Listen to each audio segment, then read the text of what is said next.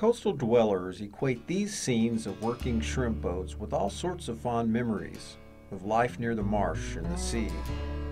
The rest of us look at these boats and see plates of delicious shrimp ordered in local restaurants, or think of the pleasure of buying shrimp in the local seafood markets for a homemade feast. Today, unfortunately, the historic tradition of coastal shrimping is threatened by a change in the global economy.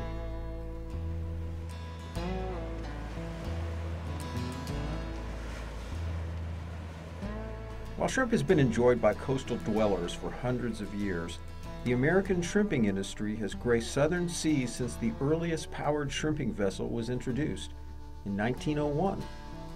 For over 100 years, the American shrimp industry thrived as a collection of family-run businesses. Supporting the delivery of shrimp to consumers were scores of others: shipyards, ice houses, delivery trucks, and the fish market operators. Shrimping played an important role in developing economies along the southern Atlantic coast. Its most visible part, the shrimp boats themselves, sailing the inland waters or lining the docks and piers, have become an integral part of what we call the Low Country. It's not a job, it's a lifestyle, it's a way of life. It's not something that you can just take an average person off the street and they can come and do the job and adjust to it. This vital, largely southern tradition is threatened by a competing Asian innovation: shrimp raised in ponds. This imported shrimp has forced the youngest generation of American shrimpers to consider other jobs. Today, shrimp is America's most popular seafood, but today it's no longer an American product. 80% of it is imported, typically from Thailand, Vietnam, Ecuador, and other tropical countries. Average consumption, according to the National Marine Fisheries Service, is 4.2 pounds per person each year. Shrimping, like most commercial fisheries, is unique in that it creates new money and builds its own economic base. Only fishing, farming, mining, and the forest industry actually create new money. The benefits are compounded through those who provide services to these industries: processing, packaging, distributing, and finally retail sales. These new dollars then circulate like service-based industry dollars and turn into components of the economy. Like so many American industries affected by interaction with foreign markets, American shrimping must now compete with imported pond-raised shrimp, which are mass-produced with unsafe practices at phenomenally low cost to the Asian producers. The introduction of this arguably inferior, cheap product has unfortunately prompted seafood distributors in America to purchase and sell imported shrimp. America's wild-caught shrimping industry has suffered from the competition. These two industries, separated by thousands of miles, couldn't be more different from one another. The business was real good for a long time, but last 4, 5, 6 years we've been catching the devil with import shrimp and high prices. Everything that we related to our business is doubled in price, and the prices that we're dealing with has been depressed, and it's hard to make a living at it. It's real hard. 20 years ago, there was over 50 boats up down this creek. They ain't more than 12 now. State of Georgia, there used to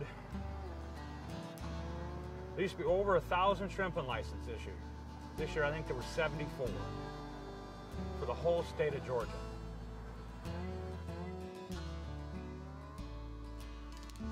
Our production through the United States was typically and historically around 200 million pounds a year for the entire United States.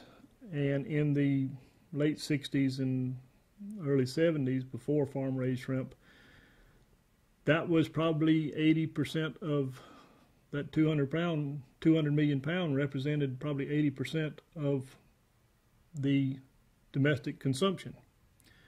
Now, because of farm raising, the domestic consumption has gone to 1.3 billion pound, and we're still catching our 200 million. So where we used to have 80% of the marketplace, now we have 15% with our same 200 million pounds.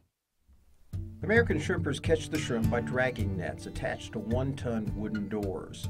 The nets are then dragged up by heavy outrigger and then pulled on board by the crew. It's backbreaking work, and deckhands are sometimes badly hurt. These nets are more commonly known as autotrawls. The autotrawl was originally developed by the English in the mid-19th century, but was adapted in 1912 by Captain Billy Corkum of Massachusetts. Due to Corkum's success, local shrimpers quickly adopted his design.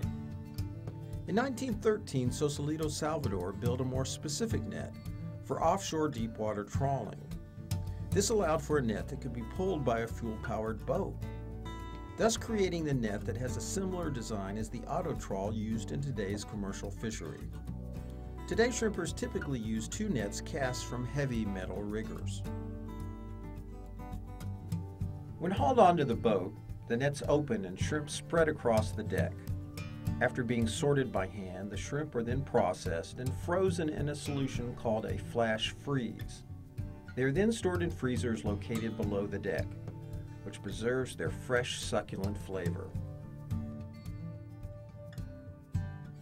American shrimpers understand the intricate web of life from which their harvest comes. Their massive nets gather many species of sea life, so they have incorporated special devices that allow turtles and finfish to escape. These eco-friendly designs are known as bycatch reduction and the turtle excluder device.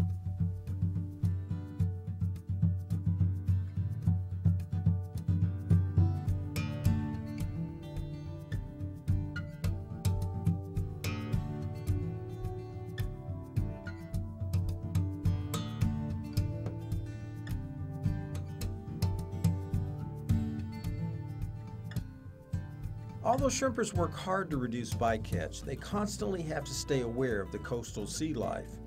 Each year, 20%, or roughly 7 million pounds of the American shrimpers' cargo is bycatch, despite newly designed nets. Among these newly designed nets is the turtle excluder device.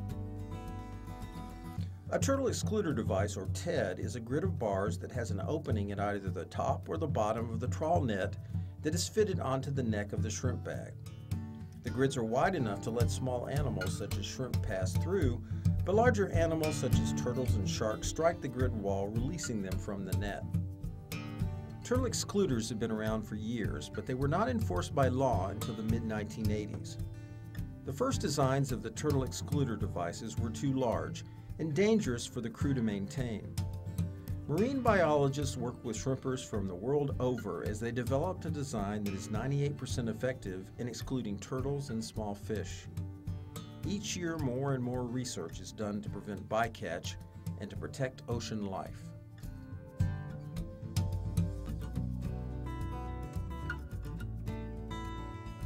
The shrimping season in American waters is from late September to early January.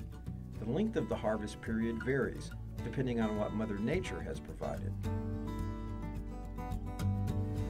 This year here's been pretty tough. This is supposed to be the best time of the season right here. We should be doing really good, and we're just struggling to get by.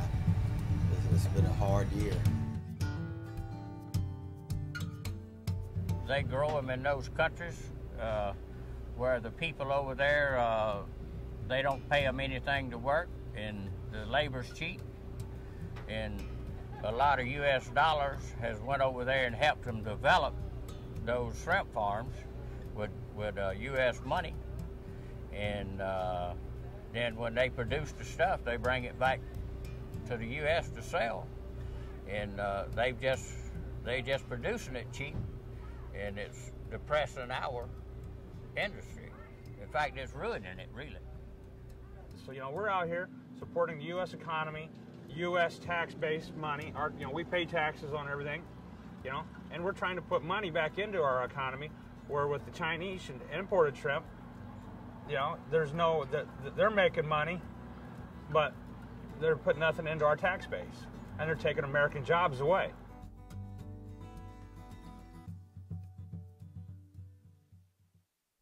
Shrimping is more than just an economic factor along coastal Georgia. The shrimp boats themselves are part of a historic legacy of boat design. Most of today's surviving boats were built in the 1970s, based on tried and true designs perfected in the 1930s. As shrimping fades as a way of life, these determined workhorses, like the men who sail them, become more rare. Gone are the fall and winter days when the tidal waters were awash with boats like the Crazy Horse, Gravedigger, and the Wait and See.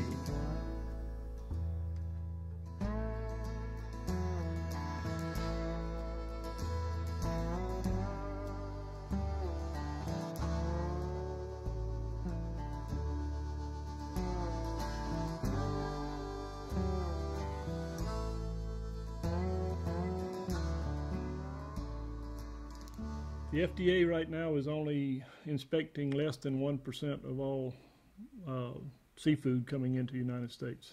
And the shrimp is the biggest seafood commodity that coming through those ports.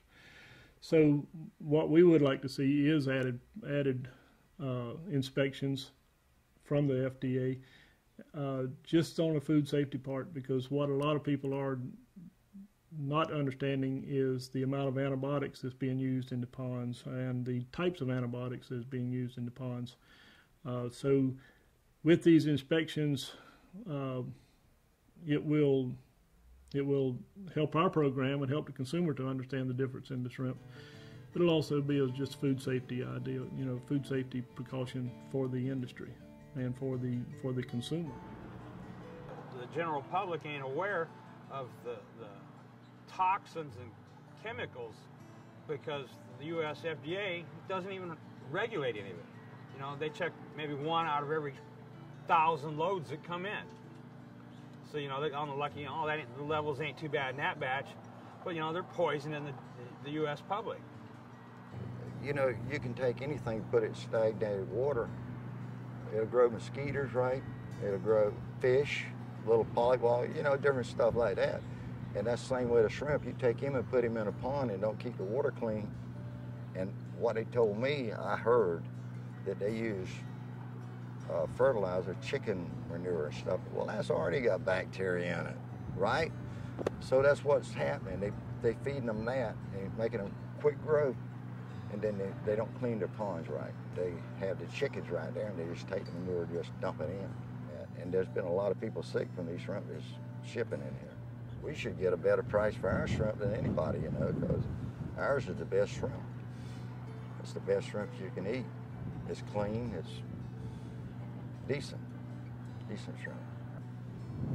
You got to buy from your local seafood markets, your local places. Even if we could get the price, we had good prices back in the mid-90s. And if we could even go back to those prices, we could still survive. But there's a lot of people that's not surviving, and there's going to be even more that's not going to survive on account of just the way the business is. If they imported a good quality product, that would be one thing. But with all these antibiotics and the antibiotics and the chemicals that they use are my biggest issue with it. If they put tariffs on the shrimp, just like any other imported product, then that would allow everybody to work on the same dollar, I think that the public should understand that there's a lot of good, hard-working people who are just trying to provide them with a quality product, and that if we allow these foreign trades to take away American jobs, it's just going to continue until eventually we import everything, and anybody that wants a good job is going to have to move out of the country to get one. Coastal shrimpers hope to continue to bring their unique harvest dockside, sustaining an important American tradition. They'll continue to depend on the American consumer to request and buy their product. Retailers of seafood will meet consumer demand for American shrimpers' safe and wholesome product, but only if we ask for it.